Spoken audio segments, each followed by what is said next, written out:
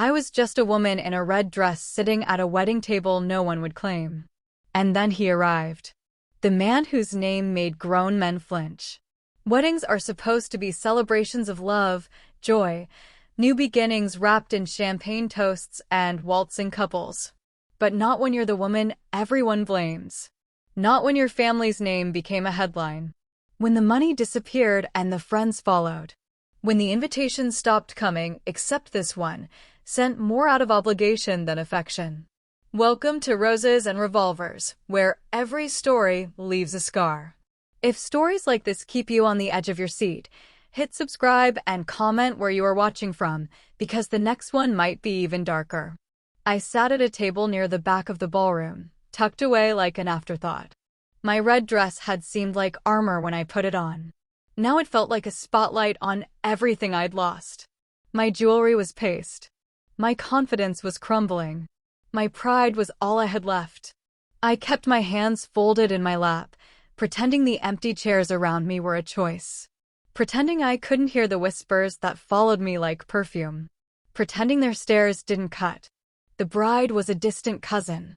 The invitation had arrived with a handwritten note. Please come, Delma. You shouldn't hide forever. But I wasn't hiding. I was surviving. And survival sometimes means showing up to prove you're still breathing. I didn't feel elegant. I felt exposed. And exposure is worse than exclusion. At least when you're excluded, you can tell yourself it doesn't matter. When you're present and ignored, there's nowhere to hide from the truth. I was watching couples glide across the dance floor, trying not to notice the socialites who once called me friend now turning their backs, when the atmosphere suddenly changed. It was subtle at first, a stillness, a shift, a current of tension that moved through the crowd like electricity before a storm. Conversations faltered. Glasses paused halfway to lips. Heads turned toward the entrance. I followed their gazes and my heart stopped. A man had just entered. Tall, commanding, dressed in a black tuxedo that looked like it cost more than most people's cars. Dark hair slicked back perfectly. A jawline that could cut glass. Eyes that swept the room with the cold assessment of a predator. He didn't smile. He didn't wave. He didn't acknowledge the hosts or offer congratulations to the newlyweds. He looked lethal, and everyone recognized it. The groom's father went pale. The bride's mother clutched her pearls. Even the orchestra seemed to play more quietly. I didn't know who he was. Not by face, anyway. But everyone else did, and they were afraid. He moved through the ballroom like Moses through the Red Sea. The crowd parted without being asked. Some people lowered their eyes. Others murmured his name like a curse they didn't dare speak too loudly. Lilo Pinto. The name reached me in fragments, whispered like a warning. I should have looked away. I should have made myself small and invisible like everyone else who wanted to avoid his attention. But I couldn't. Not because he was handsome, though he was in a terrifying, untouchable way. Not because he radiated power, though it rolled off him in waves. But because he was walking directly toward me. Not toward the head table. Not toward the VIP section where the city's elite sat frozen in their designer gowns and tailored suits. Toward my forgotten table in the back. Toward me. This version maintains the competitor's structure while incorporating your story's unique elements. Delma's social fall, the red dress as both armor and target imagery from your uploaded image, and the specific power dynamics of Lilo Pinto's entrance. The emotional beats mirror the original's progression from isolation, public setting shift in atmosphere, dangerous man's entrance, direct focus on protagonist. He stopped at my table. The entire ballroom held its breath. Lilo Pinto stood before me like a verdict I hadn't asked for. Up close, he was even more devastating, sharp cheekbones, a scar barely visible along his jaw, eyes so dark they swallowed light. Mr. Pinto, someone stammered from across the room. We didn't expect. He raised one hand. Silence fell like a guillotine. Then he did something that shattered every assumption I'd ever made about power, about protection, about the distance between his world and mine. He leaned down. The movement was slow, deliberate, intimate in a way that made my pulse hammer against my throat. His hand came to rest on the back of my chair. His face was inches from mine, close enough that I could smell expensive cologne and something darker, gunpowder, maybe. Danger, definitely. "Forgive me for being late, amore mio," he said, his voice low enough that only I could hear the lie, loud enough that everyone heard the claim. My lips parted. No sound came out. He straightened, but kept one hand possessively on my shoulder. Then he turned to face the frozen crowd, his expression carved from stone and threat. "My wife doesn't appreciate being seated in the back like a stranger." The word detonated through the ballroom. "Wife." Gasps rippled outward. Someone dropped a champagne flute. The bride looked like she might faint. But the groom's father started. Lillo's gaze cut to him. "Is there a problem?" The man went white. "No. No problem at all." "Good." Lillo's hand slid down my bare arm, his fingers wrapping around mine. His touch was warm, firm, absolutely terrifying. "Then you won't mind moving us to a table befitting Mrs. Pinto's position." He pulled me to my feet before I could process what was happening. I stumbled slightly. His arm immediately wrapped around my waist, steadying me, claiming me, turning a moment of weakness into a display of possession that made every woman in the room look away in either fear or envy. "Smile, Delma," he murmured against my ear, his breath sending shivers down my spine. "You're mine now. At least for tonight." My heart was a war drum. My mind screamed questions I couldn't ask. But the worst part, the part that terrified me more than his reputation, more than the dangerous game he'd just forced me into, was the small, treacherous part of me that wanted to lean into his touch and never let go. The crowd parted as he led me toward the VIP section. And that's when I saw them. 3 men in dark suits standing near the exit. Not wedding guests. Not waiters. Their hands rested inside their jackets. Their eyes locked on Lillo. On me. One of them smiled, and it was the smile of a man who'd just found exactly what he'd been hunting. Lillo didn't give me time to process the threat at the exit. His hand tightened around mine, and suddenly we were moving toward the dance floor. "I don't dance," I whispered urgently. "You do now." The orchestra shifted to a waltz as if they'd been waiting for his command. Maybe they had. Maybe everything in this room bent to Lillo Pinto's will. He pulled me into his arms with practiced ease. One hand settled at the small of my back, burning through the thin fabric of my dress. The other held mine firmly, leaving no room for escape. We began to move.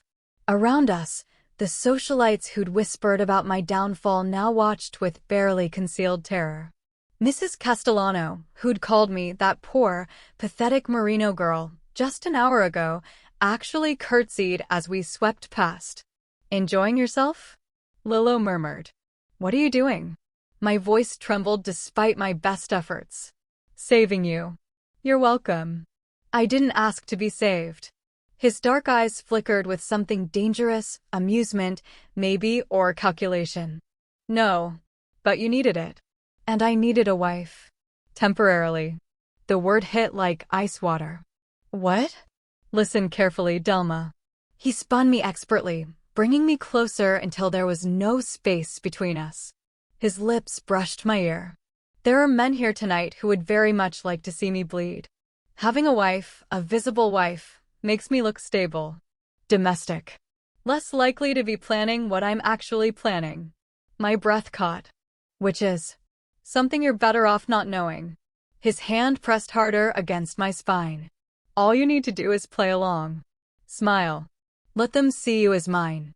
In 3 hours, this charade ends and you go back to your life with a story no one will dare question. And if I refuse?" His smile was razor sharp. "Then I'll tell everyone the truth that you're not my wife. Just a woman I took pity on." How do you think that will sound? The cruelty of it stole my breath. But before I could respond, his entire body went rigid. "Don't look now," he said, his voice dropping to lethal quiet, "but your ex-boyfriend just stood up from his table. And he's walking this way with a look that says he's about to do something monumentally stupid." I risked a glance. Marcus was indeed approaching, his face flushed with alcohol and indignation, his fiancée trailing behind him looking alarmed. "Delma," Marcus called out, loud enough to draw attention. "What the hell is going on? Who is this man?" The music continued, but dancers began to slow to watch. Lillo's grip on me tightened almost painfully. When he spoke, his voice carried across the floor with terrifying calm. "I'm her husband, and you're interrupting our dance." Marcus laughed, actually laughed, his arrogance apparently stronger than his survival instinct. "Husband? That's rich. Delma couldn't land a husband if—" He never finished the sentence. Lillo released me and closed the distance between them in 2 strides. What happened next took less than 3 seconds. Lillo's hand shot out, gripping Marcus by the throat and lifting him slightly off his feet. The movement was so smooth, so controlled, that it looked almost gentle. It wasn't. Marcus's face went purple. His fiancée screamed. "Apologize to my wife," Lillo said softly, "or I'll make sure you never speak again." The ballroom went silent as a tomb. Marcus choked out something that might have been sorry. Lillo released him. Marcus crumpled, gasping. Then Lillo turned back to me, his expression shifting from murder to tenderness so quickly it gave me whiplash. He extended his hand. "Shall we continue, amore?"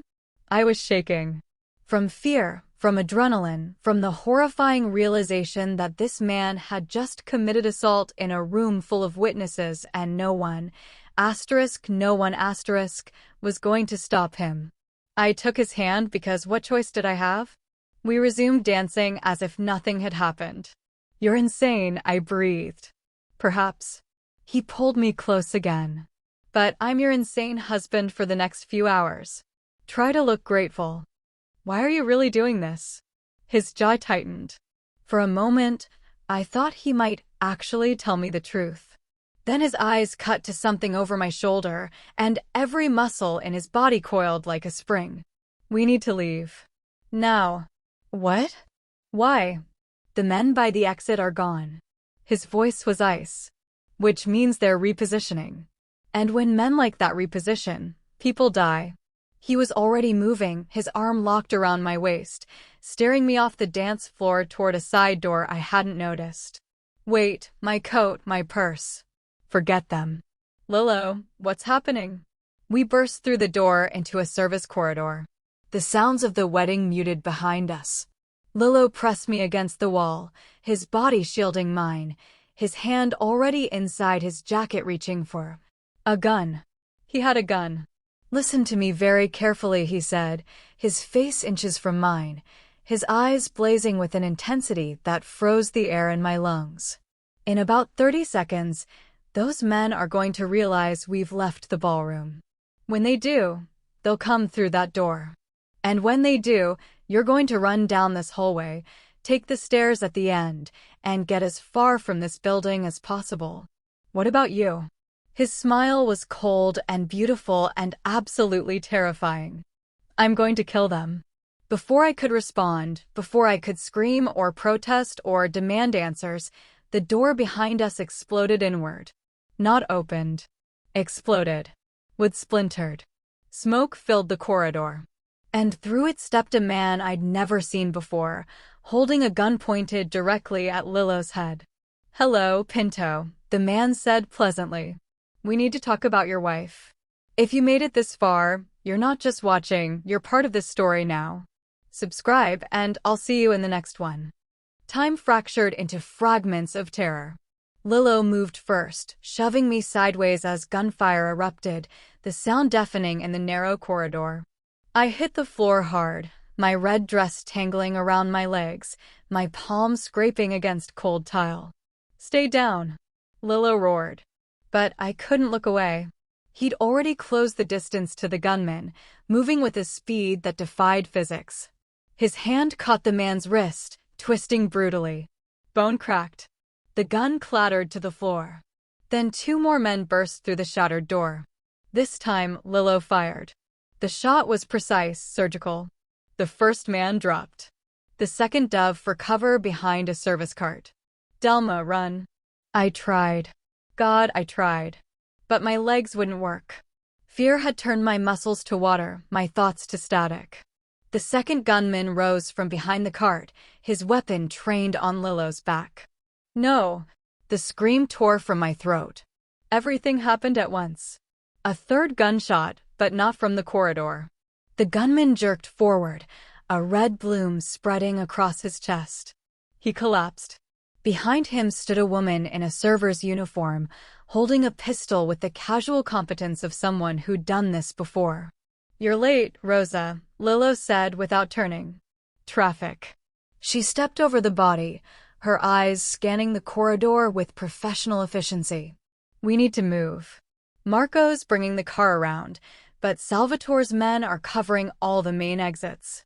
"How many?" "At least 8. Maybe more."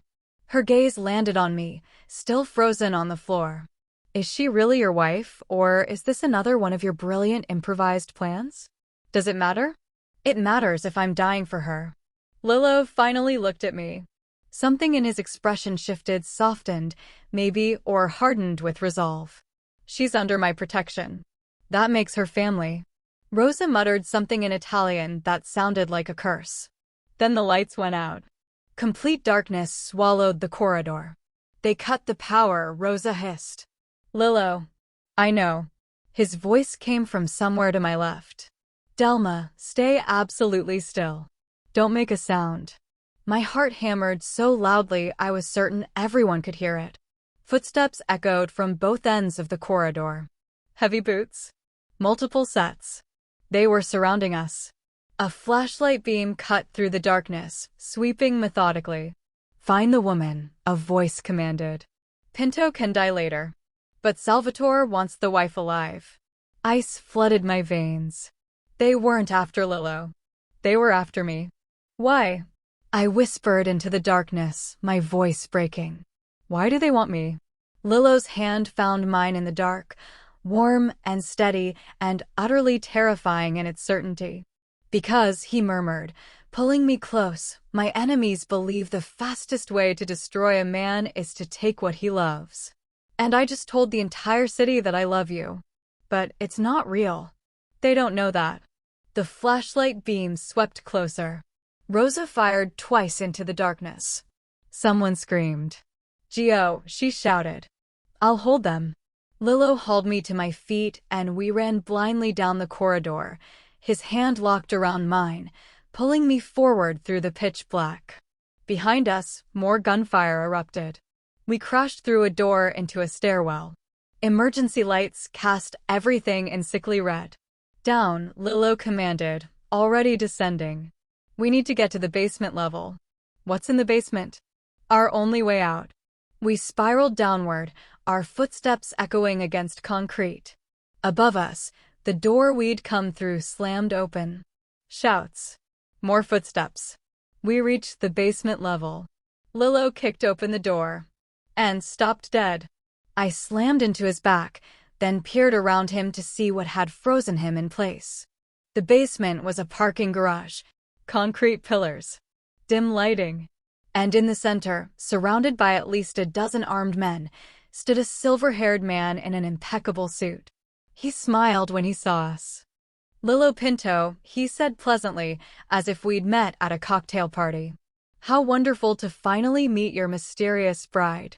He gestured, and 2 of his men stepped forward, their guns trained on me specifically. "Here's what's going to happen," the silver-haired man continued. "You're going to hand over the codes you stole from my shipment last week.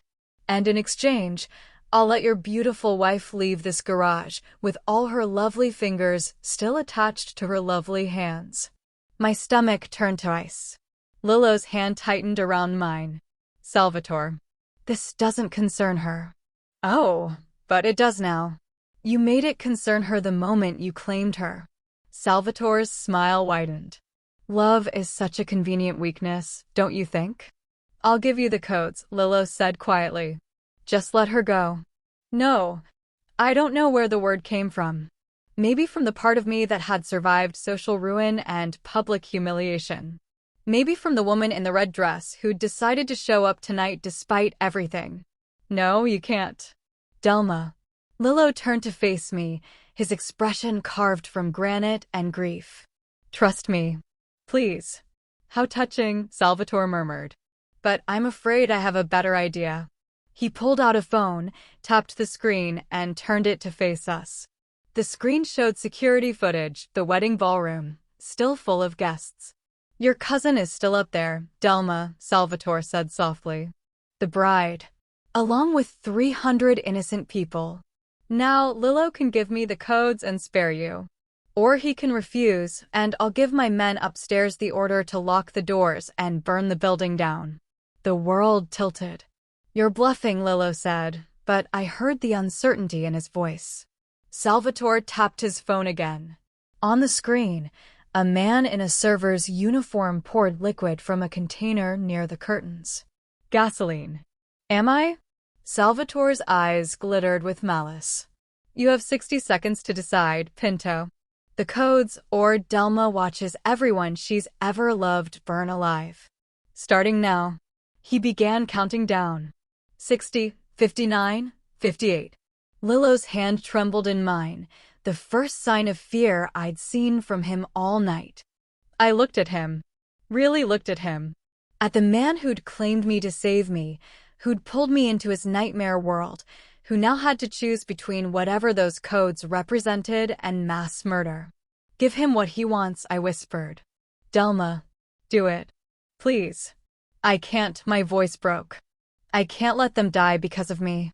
45, 44, 43. Lillo closed his eyes for a fraction of a second.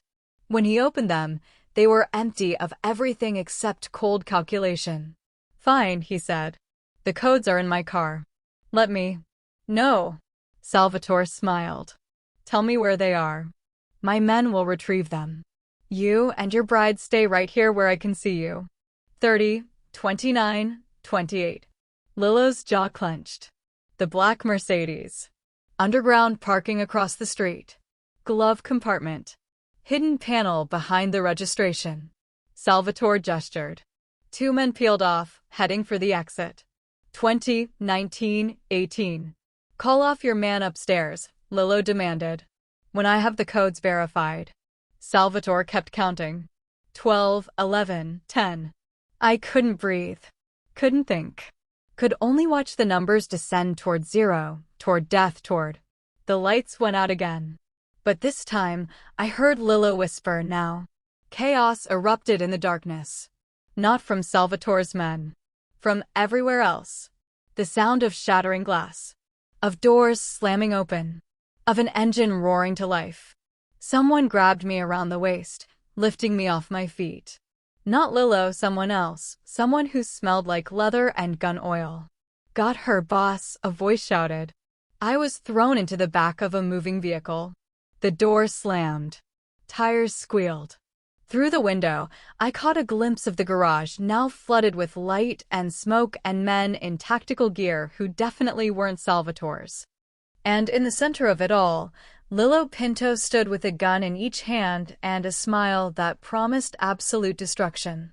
The car rocketed up a ramp, out into the night. I twisted around to see who'd grabbed me. The driver was a young man with a scar across his eyebrow.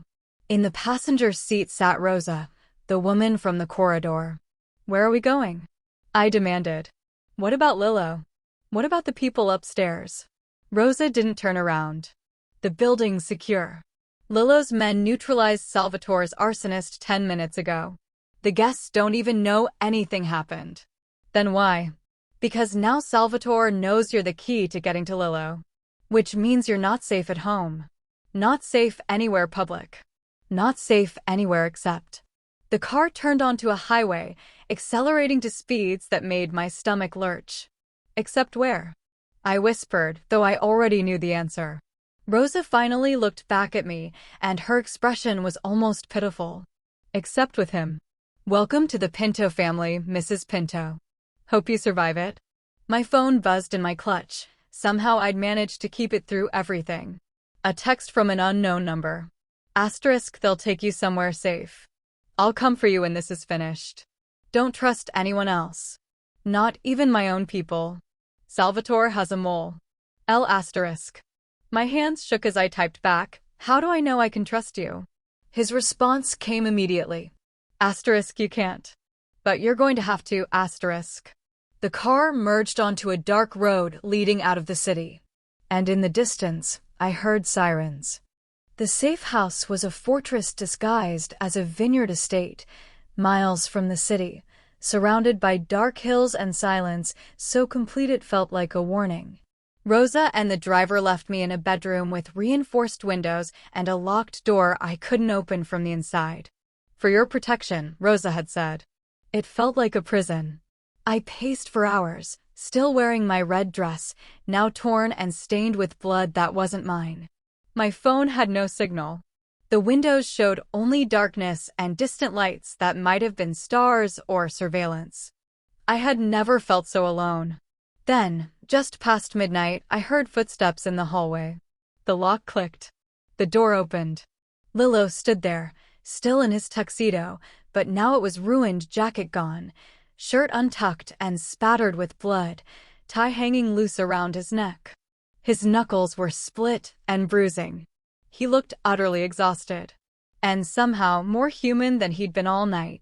You're hurt, I said before I could stop myself. I'm alive. That's what matters.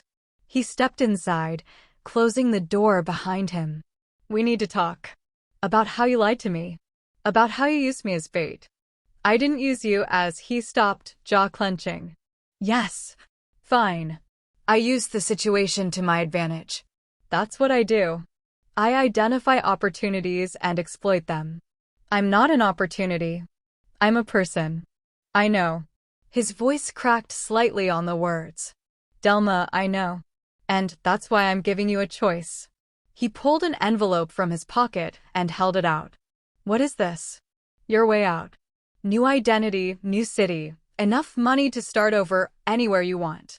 By morning, my people can have you on a plane to anywhere in the world. You can disappear. Be safe. Live the life you should have had before I dragged you into mine. I stared at the envelope like it might bite me. And if I take it? Then tonight never happened. The story dies. You go back to being Delma Marino, the woman nobody remembers. His dark eyes held mine. Or you become someone entirely new. Either way, you're free. My hand trembled as I reached for it. Then stopped. What about you? What about me? Salvatore still wants you dead. There's still a mole in your organization. You're still, I gestured helplessly. You're still in danger. His laugh was bitter. I'm always in danger. That's the job. The job of pretending to be invincible? Something flickered across his face. Surprise, maybe. Or recognition. You don't have to do this alone, I heard myself say. The mole, you need to find them. And you can't do that if you're watching your back every second. And you think you can help me? His tone was mocking, but his eyes betrayed genuine curiosity. I think I took a breath, surprising myself with my own certainty. I think whoever's betraying you doesn't know me, doesn't see me as a threat. I'm just the fake wife, the desperate woman you took pity on. Which means they might talk around me. Slip up around me. Absolutely not. Why? Because Salvatore already proved tonight that you're a target. If you stay, you're in the crosshairs. If you go, you live. He pushed the envelope toward me more forcefully. Take it, Delma. Be smart. I watched you nearly die tonight. Multiple times. My voice was shaking now, but not from fear. From something else entirely. And every single time, you made sure I was safe first. Why? Because that's what he stopped himself. What? What were you going to say? His mask cracked. Just for a second, but I saw it. The man beneath the monster, the human beneath the reputation. Because that's what you do when you care about someone, he finished quietly. The air between us went electric. You don't even know me, I whispered. I know you wore a red dress to a wedding where everyone hated you because you refused to hide. I know you sat at that table with your head high even though you were breaking inside. I know, his hand came up, almost touching my face before he caught himself. I know you're the first person in 10 years who looked at me and saw a man instead of a weapon. My breath caught. Lilo, take the envelope. His voice had gone rough. Please, let me do one good thing in my worthless life and get you out of this. I should have taken it. Any rational person would have. Instead, I did something completely insane. I closed the distance between us and took his battered hand in mine. I'm not leaving, I said. Not until we find your traitor. Not until you're safe. I'm never safe. Then I guess I'm staying indefinitely. He stared at me like I'd grown a second head. You're insane. Probably. But I'm also right. You need help. And whether you like it or not, I'm the only person in your world right now who doesn't want something from you. What do you want? The question hung between us, weighted with meaning I wasn't ready to name. I swallowed hard. I want to feel like I matter. Like I'm not just some discarded piece of someone else's story. And tonight, when you claimed me as yours, even though it was a lie, Delma, I felt important. I felt seen. And I know that's pathetic, but he kissed me. Not gently. Not tentatively. He kissed me like a man who'd been holding back a hurricane and finally let it break free. His hands cupped my face, his mouth claimed mine with a desperation that stole every thought from my head. I grabbed his shirt, pulling him closer, tasting blood and danger, and something that felt terrifyingly like truth. When we finally broke apart, both breathing hard, his forehead rested against mine. That was a mistake, he murmured. Probably. You should still leave. I'm still not going to. He laughed, actually laughed, raw and almost broken. You're going to get me killed. Or I'm going to save your life. That's not how this story ends, Delma. Then let's write a different ending. For a moment, I thought he might kiss me again. Instead, he stepped back, his expression shifting back to business, though his eyes still burned with what we'd just done. Fine, he said. You want to help? Then you need to know what you're walking into.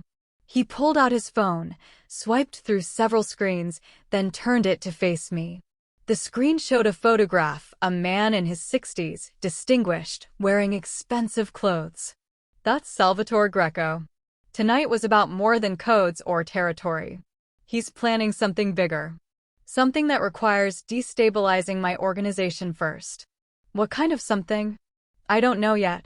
But my mole has been feeding him information for 3 months. Every meeting location. Every shipment route. Every weakness. His jaw clenched. And tonight, someone told him about a fake wife before I'd even finished claiming you. Ice slid down my spine. Which means the mole was at the wedding. Watching. Listening. Close enough to text Salvatore in real time. I thought back to the ballroom, the hundreds of guests, any one of whom could have been watching us. How many people in your inner circle were there? 7. His expression darkened. Rosa. Marco. 3 of my captains. My lawyer. And my cousin Enzo. Family? In my world, family means nothing. Blood is just another thing people spill. My phone suddenly buzzed in my clutch, making us both jump.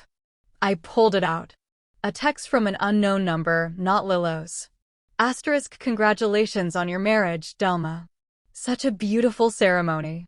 I especially love the part where Lilo killed 3 men to protect you. True love is so rare these days. Sleep well, Mrs. Pinto. Tomorrow will be very interesting. A friend *. Attached was a photograph. Of me and Lilo. In this room. Taken through the window. Taken 30 seconds ago. My blood turned to ice. Lilo. He'd already seen it. His face had gone deadly pale. Get down, he said quietly. What? Get down. He tackled me to the floor just as the window exploded inward. Not from a bullet. From a grenade. It landed 3 feet from where we'd been standing, spinning lazily on the hardwood floor. Lilo's eyes met mine. I'm sorry, he whispered. Then the world turned white and fire and sound and nothing. Stay with me until the end, because this story will shock you to the core. Before we begin, don't forget to like this video. Hit subscribe and comment where you're watching from. Now! I woke to silence and pain. My ears rang. My lungs burned. Everything hurt. But I was alive. Lillo had thrown himself over me, his body a shield between me and the blast. Now he lay motionless, his weight pressing me into the floor. Lillo? My voice came out broken, desperate. Lillo. He groaned, the most beautiful sound I'd ever heard. Still here, he rasped. Can't seem to die tonight. We were covered in debris, dust, broken glass. The room was destroyed, furniture splintered, walls scorched black. But the grenade had been a flashbang, not explosive. Meant to disorient, not kill. Which meant whoever threw it wanted us alive. Footsteps echoed from the hallway. Multiple sets. Coming fast. Lillo rolled off me, somehow already moving despite the blast. He grabbed a gun from an ankle holster I hadn't known he was wearing. Stay behind me, he ordered. The door burst open. But it wasn't enemies. It was Rosa, blood streaming from a cut on her forehead, flanked by Marco and 4 other men I didn't recognize, all armed, all scanning the room with professional intensity. Boss, Rosa said, relief flooding her face. We got him. Got who? The mole. She stepped aside. 2 of Lillo's men dragged someone forward, threw him to his knees in the doorway. My heart stopped. It was Enzo, Lillo's cousin. Blood dripped from his nose. His hands were zip-tied behind his back. But his eyes burned with defiance. Enzo. Lillo's voice was hollow. You. Surprised. Enzo spat blood. You shouldn't be. You took everything that should have been mine. The business. The respect. The family.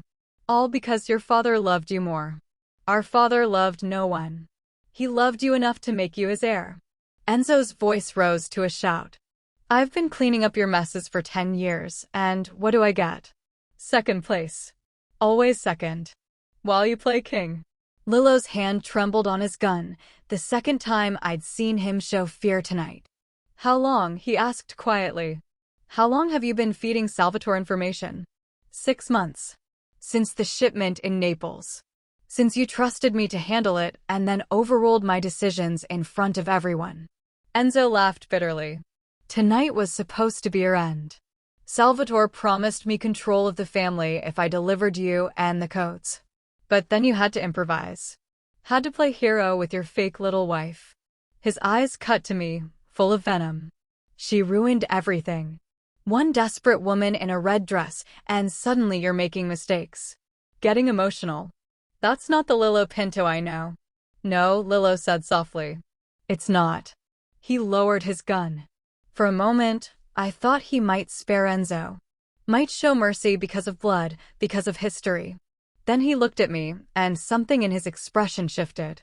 Marco, he said, not breaking eye contact with me. Take Enzo to Salvatore. With a message. Marco's eyebrows shot up. Boss? Tell Salvatore I know about his plans. I know about the shipment coming through the port next week. I know about his deal with the Russians. Lillo's voice was cold, mechanical. And tell him I'm keeping the woman. My wife. Because unlike him, I don't throw away the things that make me stronger.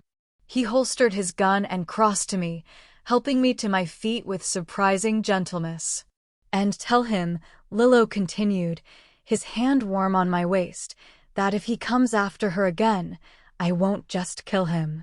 I'll dismantle his entire organization brick by brick and salt the earth where it stood.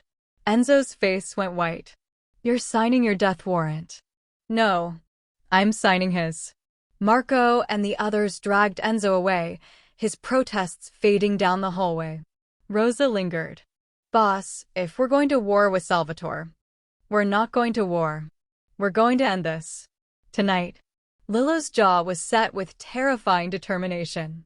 Get everyone to the harbor. Every captain, every soldier we can trust. Salvatore thinks he has the advantage because he has numbers. But numbers mean nothing when you know exactly where to strike. And where's that? His shipment. The one coming in at dawn. Lillo checked his watch. Which gives us exactly 4 hours to set a trap that will cripple him permanently. Rosa nodded and left, already barking orders into her phone. Suddenly, the room was quiet again. Just me and Lilo, standing in the ruins of what was supposed to be a safe house.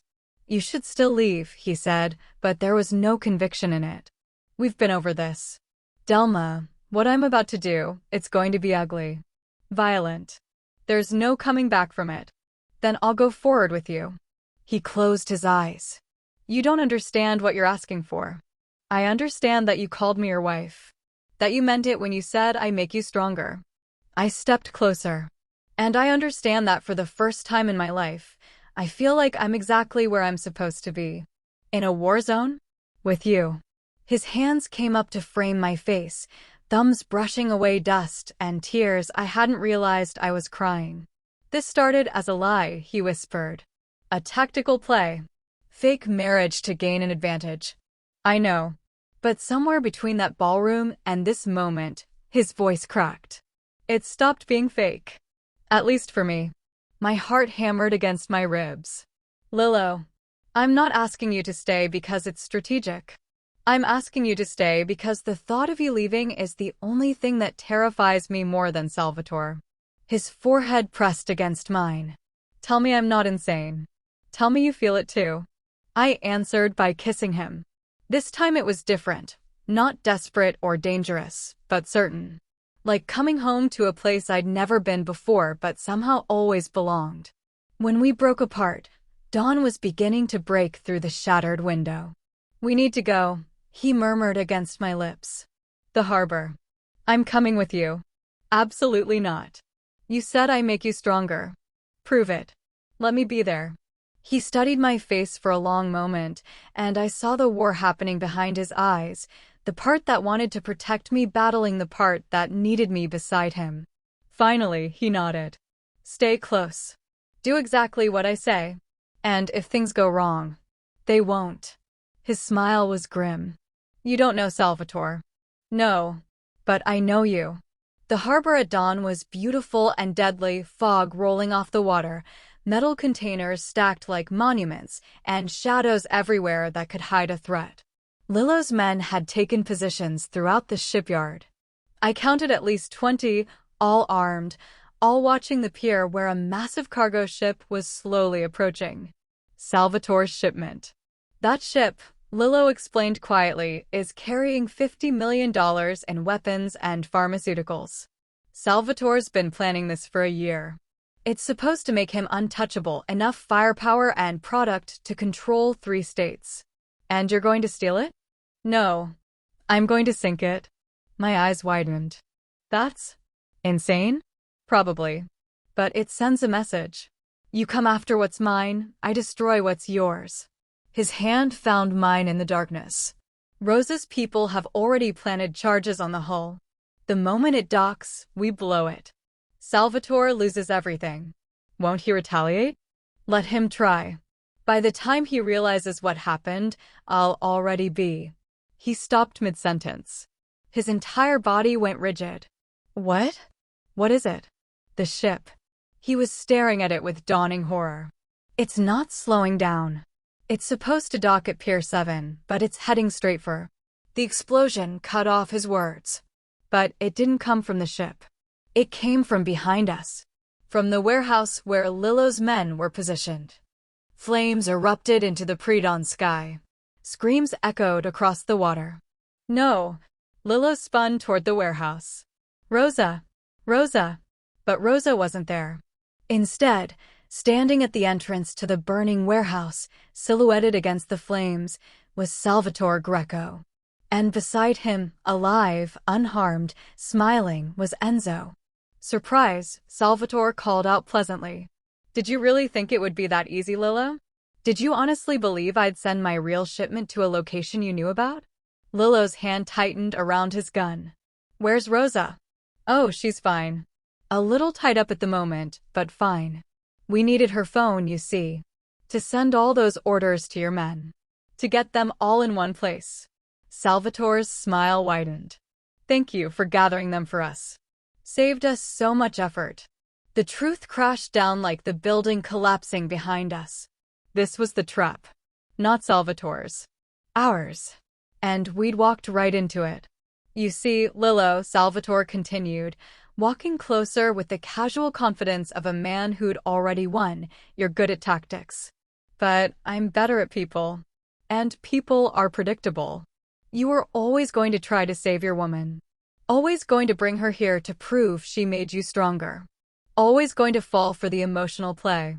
He stopped 10 feet away, Enzo at his side, both now flanked by at least 30 armed men emerging from the fog. We were surrounded. Outgunned. Out of options. So here's what happens next, Salvatore said. You give me the codes. The real ones, not whatever fake information you gave Enzo. And in exchange, I'll let your wife live. You can die knowing she'll be taken care of. I'll even let her keep the Pinto name. A widow is such a tragic, romantic figure. Lillo's breathing had gone shallow. I could feel him calculating, searching for a way out that didn't exist. Or, Salvatore added, almost kindly, you can refuse, and I'll make you watch while I take her apart piece by piece. Your choice, Lillo. But choose quickly. My patience has limits. I felt Lillo's hand shaking in mine. And I realized with perfect, terrible clarity that this was it. The moment where everything ended. The man who'd saved me. Who'd claimed me. Who'd made me feel alive for the first time in years. He was going to die trying to save me. Unless. I'll do it, I heard myself say. Both men turned to look at me. What? Lillo's voice was sharp. I stepped forward, pulling my hand from his, my heart breaking with every step. I'll give you what you want, I said to Salvatore. Not the codes. Something better. Salvatore's eyebrow raised. And what could you possibly offer me? I smiled, a broken, desperate thing that held every ounce of courage I'd found tonight. Proof that Enzo's been stealing from you. Bank transfers. Photographs. Everything you need to know that your trusted informant has been skimming 30% off every deal and blaming the losses on Lillo's interference. Enzo's face went white. That's a lie. Is it? I pulled out my phone, the one that had been taking photographs all night, the one I'd been using to document everything since the moment this started. Because I've been watching. And listening. And the walls in that safe house were very thin, Enzo. I heard every phone call you made. Every promise you gave Salvatore while making separate deals with his competitors.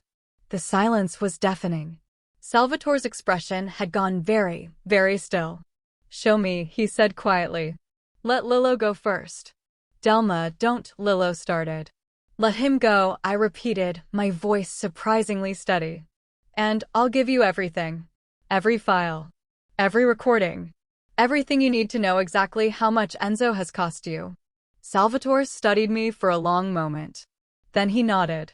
Go, Pinto. Take your people and leave. But know this, your wife stays. If what she's showing me is real, I'll let her live. If it's fake. It's real, I interrupted. And I'm not his wife. Not really. This was all an act, remember? A tactical play. He doesn't love me. I don't love him. We're strangers who got caught in something bigger than both of us. I forced myself not to look at Lillo. Not to see the expression I knew would break me.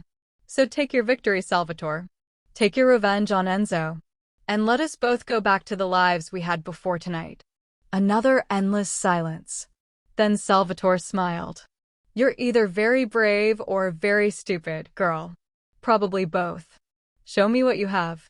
I walked toward him, my phone extended, my heart screaming at me to run. I was 3 steps away when Lillo's voice cut through the dawn. Delma Marino, he said, and something in his tone made me stop. Do you trust me? I turned.